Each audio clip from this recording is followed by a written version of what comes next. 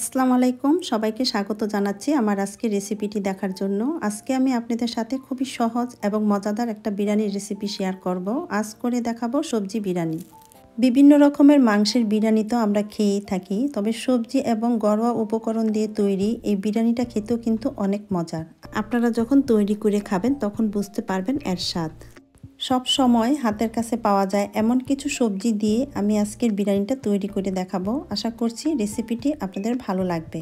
তো চলুন দেখে নেওয়া যাক এটা তৈরি করতে আমাদের কি কি লাগছে।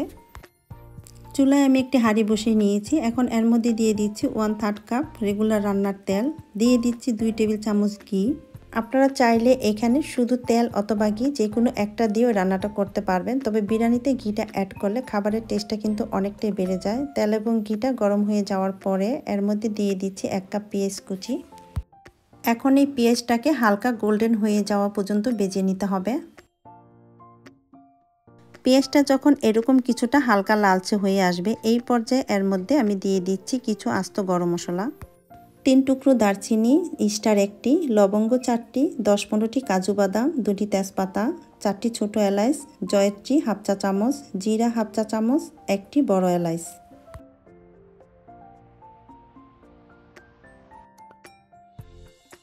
এবারে মশলাগুলোকে পেঁয়াজের সাথে হালকা একটু ভেজে নিচ্ছি। মশলাগুলোকে হালকা কিছুটা ভেজে নেওয়ার পর দিয়ে দিচ্ছি 1 টেবিল চামচ আদা রসুন বাটা। এখানে আদা এবং রসুন দুইটা একসাথে আছে। এবার আদা এবং রসুনটাকেও মশলার সাথে একটু ভেজে নিচ্ছি এর কাঁচা স্মেলটা চলে যাওয়া পর্যন্ত। আদা এবং রসুনটাকে ভেজে নেওয়ার পর দিয়ে দিচ্ছি 7-8টি কাঁচামরিচ, আর মরিচগুলোকে আমি মাঝখান থেকে কেটে দিয়েছি। দিয়ে দিচ্ছি 1 কাপ টমেটো কুচি। এবার টমেটোটাকে মশলার সাথে কষিয়ে নিব হালকা সিদ্ধ হয়ে আসা পর্যন্ত। টমেটোটা যখন হালকা কিছুটা সিদ্ধ হয়ে আসবে এই পর্যায়ে এর মধ্যে দিয়ে দিচ্ছি কিউব করে কাটা গাজর 1 কাপ। গাজরটা সিদ্ধ হতে একটু সময় লাগে, সেই জন্য গাজরটা আমি প্রথমে দিয়ে নিয়েছি। গাজরটাকে নেড়েচেড়ে হালকা একটু সিদ্ধ করে এবার এর মধ্যে দিয়ে দিচ্ছি আলু 1 কাপ, মটরশুঁটি 1 কাপ। চাইলে আপনারা পছন্দ মতন অন্যান্য যে কোনো সবজি এখানে অ্যাড করতে পারবেন, এতে করে কিন্তু টেস্টের দিক থেকে কোনো কম হবে না। দিয়ে দিচ্ছি স্বাদ মতো কিছুটা লবণ। এখন সব কিছু একসঙ্গে নেড়ে চেড়ে মিশিয়ে ঢাকনা দিয়ে ঢেকে দিচ্ছি এবং অপেক্ষা করছি 5 মিনিট সবজিগুলো হালকা একটু সিদ্ধ হওয়া পর্যন্ত। এই ফাঁকে আমি বিরিয়ানির জন্য একটা মশলা তৈরি করে নিব। এর জন্য এখানে একটি পাত্রে নিয়ে নিয়েছি হাফ কাপ টক দই। এবার এর মধ্যে দিয়ে দিচ্ছি 1 টেবিল চামচ মরিচের গুঁড়া, হাফ চা চামচ গরম মশলার গুঁড়া, 1 চা চামচ ধনে গুঁড়া, হলুদের গুঁড়া হাফ চা চামচ।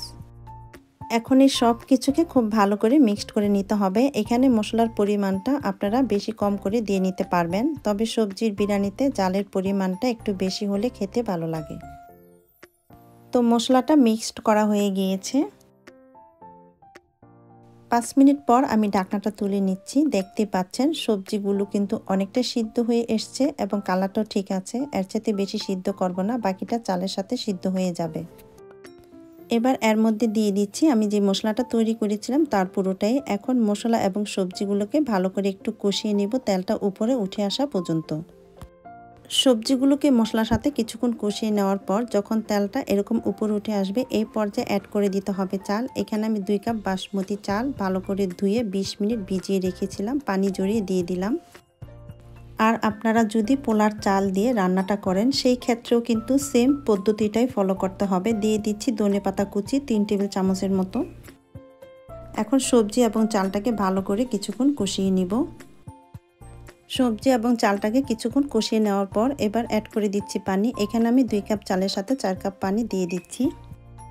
আপনারা যদি আমার মতন চালটাকে এভাবে ভিজিয়ে রান্না করেন সেই ক্ষেত্রে 2 কাপ চালের সাথে 4 কাপ পানি দিয়ে নেবেন। এখন ভালো করে নেড়ে চেড়ে মিশিয়ে লবণটা চেক করে নিচ্ছি। চুলার আঁচ হাইতে রেখে ঢাকনা দিয়ে ঢেকে অপেক্ষা করব 7 থেকে 8 মিনিট।